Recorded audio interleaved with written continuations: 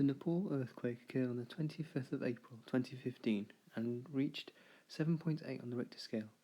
The focus of the earthquake was only 2 kilometers below the ground. As a result of the earthquake's shallow nature, the impacts were even more devastating.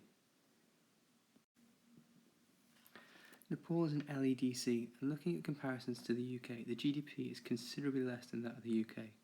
This shows that this country's economy would have difficulty preparing for the earthquake and the responses that would have been needed afterwards.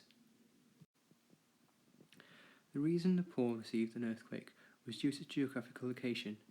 Nepal is situated close to the boundary of the Eurasian Plate and the Indo-Australian Plate. The movement of these plates towards each other form collision plate margins. Neither plate is forced under the other, and so both are forced up and form fold mountains such as the Himalayas. Large amounts of tensions build up here and are released, causing earthquakes when all this stress is finally released. In terms of the effects from the earthquake killed more than 8,800 people in Nepal and injured nearly 3 times as much.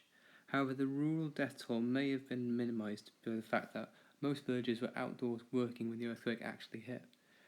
The earthquake also triggered many avalanches and landslides. The village of Langtang was destroyed by an avalanche in Langtang Valley. Thousands of houses were destroyed across many districts of the country too. The international airport serving Kathmandu was also closed immediately after the earthquake, but it was reopened for relief operations. Now, being one of Asia's poorest countries, Nepal had very little ability to fund a major reconstruction effort on its own. As a response to the earthquake, UNICEF distributed water, tents, hygiene kits and water purification tablets. Many other organisations also provided similar support. An appeal by the Disaster Emergency Committee, a group of 13 UK charities, also raised £50 million in donations for aid to the country. Now, India, being Nepal's closest neighbour, also sent over large amounts of aid, such as rescue helicopters, to try and search for people that may have been caught up in avalanches and the landslides across the Himalayas too.